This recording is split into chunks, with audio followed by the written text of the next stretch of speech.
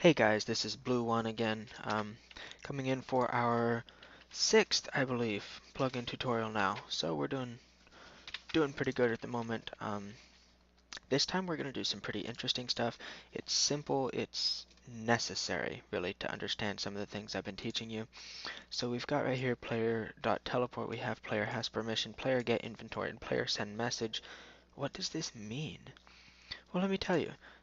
See, player is a class that Bucket has inside it, and when we access it right here, by importing it, found right here, we're importing through Bucket in their entity package in the player class. We're going to set this to a variable right there, and then we set the variable to equaling the person who sent the command. Alright, so that's simple enough. So player dot what? We can do all kinds of stuff. We got their world here, we got the location, got the yaw of their location, got the pitch of the location, and just all kinds of things. So what are we going to do? Well, we're going to create a new command here since we know how to do that. Equals ignore case else if args. There we go. We're going to have this /b space stuff. Alright, we're just going to do all kinds of stuff when he types this. When you type this, when I type this, when whoever types this. We do p.send message. We're going to have this as test message. We're going to set the chat color here. Green, just because that's a positive kind of thing. So it'll send them a green message called test message. Oh, a little thing here. We're going to do bold and green. There we go. You do have to have this before you have two different specifiers. If it's at the very beginning, I don't know why they have that, but it is required, and I found that on my own. Player dot here, if you type dot afterwards, this tells you everything you can do. We're going to set up some of what you can do with it. Alright, you can get pretty much anything that any information about the player. You can get their ender chest inventory. So let's do um, inventory I equals player dot get ender chest. Okay, so it's a simple thing. I'll explain inventories later on and all this magic stuff you can do with it. For now, inventory I is player dot get ender chest. Player dot open inventory. Okay, you can open the enchanting table as well. You can open the workbench. You can open um, any inventory. You can get the inventory they already have open. Right now, open inventory. We're going to open I. So this will open their ender chest as soon as they type this. Alright. See, what else are we going to do? Player.set. This is what you can do, all kinds of stuff. You can set them to banned using a boolean of true and false, so that easy ban there. We can set their bed spawn location, set pick up items, whether they can pick up items or not. So you can actually make it so they can run around and can't pick up anything, which might be handy for some mini games sometime. You can set their compass target. So you could set compass target to p.get nearby entities, and it will basically it'll set the compass to pointing at the nearby entities, the closest one, I believe. Might need a little bit more Java work with that, but you could also do set compass target to a particular player, for instance, a player in their team, so that it'll always point towards the other player found in their team, or the first player alphabetically found in their team, or whatever you want to do with that. So that's the compass target. You can set their custom name so that it will have like prefixes and basically a nickname. Set their custom name visible so it shows up in the chat. Set display name. That's for other stuff. Basically, this all three has to do with their name. Set exhaustion. That's your hunger bar, I believe. Set experience. You can set their experience levels or the amount of experience they have by like thousands of experience equals however many levels. Set their fall distance so that it is as though they fell to their death if they're just standing there. If you set like fall distance to 20 blocks or whatever, set fire ticks, how long have they been on fire, or how long will they be on the fire. Set flying, this is an interesting one.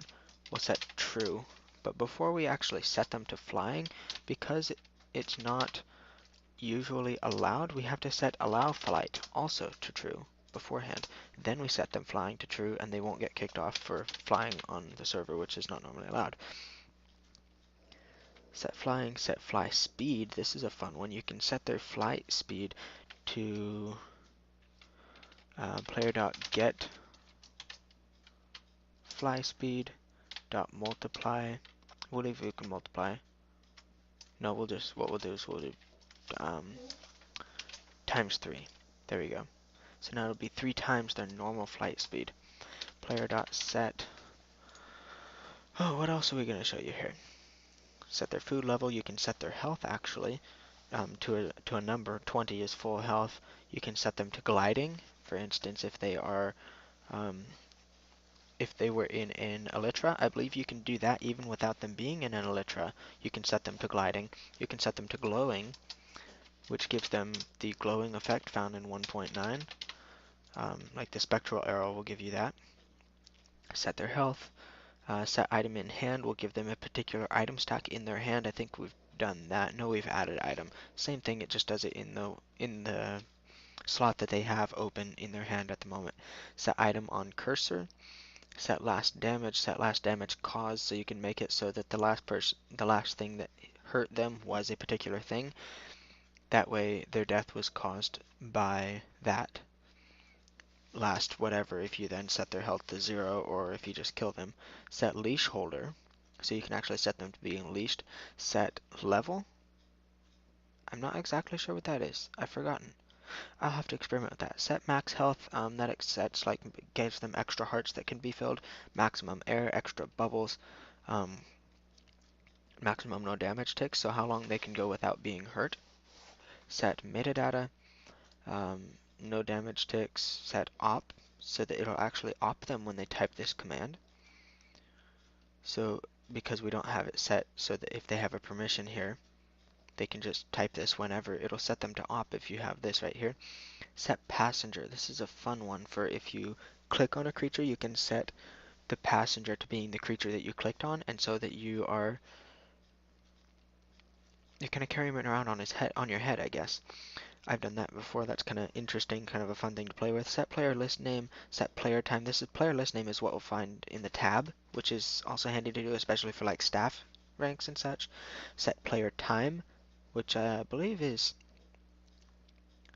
has to do with their time in the game. Set player weather means that it'll set the weather to raining, but not to everybody else, only to that one player, which is a really fascinating concept. Set remaining air, which means you can drown them in the air. Set remove when far away. Set resource pack, you can force a resource pack on them. Set saturation. Set scoreboard. This is a broad subject. We'll cover scoreboards in 3 or 4 tutorials later on. Set sleeping ignored. Set sprinting, spectator target sneaking, all kinds of things you can do here. Statistics, you can actually take away and add to their statistics in the game. Set texture pack, set ticks lived, set total experience, velocity, walk speed. Velocity is a very useful one for launching people. You can launch them up in the air without actually creating an explosion like you would normally have to and damaging them. So that's a really fun one to do. Set walk speed, you can also set velocity, by the way, to an arrow, so that or knockback to an arrow, so that when you shoot the arrow at somebody, it knocks them away. Set walk speed, you can speed them up walking around without giving them the speed effect. Set whitelisted, set window property, reset max health, reset title, reset player time. All of this you can do to a player. We're just going to show you a few of them. I believe send title sends them a title and a subtitle. I would have to get into that later in another tutorial. You can also set their potion effects by doing add potion effect, I believe. Add. Okay, yeah, add potion effects. You can also player.get see player.play effects. So you can play particle effects, you can play notes, play sounds. If you want to see, oh, yep, you can kick the player too, and you can reset the player launch projectile, which means that when they type this command, it might launch a fireball from their face in their direction that they're looking. You can spawn particles. You can do everything from here. So player dot, and this is what you can do. It just goes on and on and on. You can set their world. You can teleport them to a location. Everything. Alright, so for now, this is a good amount of stuff that it's going to do. It's going to send us a message that says test message. It's going to open our ender chest. It's going to set us to be allowed to fly. It'll set us to flying. It will set our flight speed to 3 times the normal, and it'll set us to glowing. So this will be really fun to try out. Alright, so let's save it. Let's export this now, and let's hope it all works nicely. / reload, and we'll get rid of all this text up here. There we go. All clear. If you need to know how to do that, it's just see, F3 and D, I think. Yeah, F3 and D will get rid of that. So now we're going to type / B space, what was it? I don't remember our command. Stuff. B space stuff. Poof. Okay, so I opened our ender chest. We've got nothing in there. It sent us this test message, and because we were on the ground, it did not set us to flying. Oh, but look at our flight speed. That is enormous. Man, now we can go right over to this island. Wow, I've always wanted to visit this island. Notice it doesn't do it when you're falling. It only sets your flight speed. So this is really fast and might lag you, might even crash you. It's so fast. You'll have to be careful with that. If you want it to set you flying, you're going to have to be off the ground in order to do that. So there we go. I jumped off. I was floating in the air, falling through the air rather, and when I typed it, it did all of this and set me to flying. So here's my ender chest. Let's get us a couple items and see if it is really the ender chest, huh? An internal error, probably because I'm already flying or something. I don't know. So we've got these. Oh, we don't have. Why didn't it keep our items? B stuff. Oh, it did. Okay, so there they are. Yep, they're still in there. So now even when we reload, I don't know what that error is, but we type / B stuff, and here's our stuff. Look at that. Okay, so that's how that goes. That's just everything you can do with the player class. I wasn't actually making a plugin tutorial out of this. It was just information um, about what you can do with that, just resources for you. So I actually am going to delete that, and I'll end the recording now, getting rid of this unused import. And I believe next plugin we're going to talk about inventory, so that's going to be a lot of fun.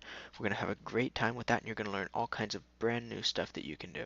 And standing on the edge here is bothering me. There we go. So you'll be able to open up inventories, which will allow you to create GUIs with all kinds of configurable stuff inside. That will be, you know, I don't know that I'll actually do that next tutorial. Let's see, because if I do, it'll be several tutorials in a row trying to get all of it fit in, because it's such an enormous thing. For now, I'm just going to end this tutorial since we are at 13 minutes and 11 seconds as we speak. And yep, so that's all for today. If you liked it, give me a like on this video. I'd sure appreciate it. If you would like to continue to follow and get updates whenever I upload a video, please subscribe and you will get those. If you have a friend or somebody you know who wants to learn how to use Bucket or needs help using Bucket, if he already knows how but needs help with a particular thing, I'll be glad to help him out. And I'll see you guys next time. So you guys have fun and keep coding. Keep those comments coming. I'll be glad to see them.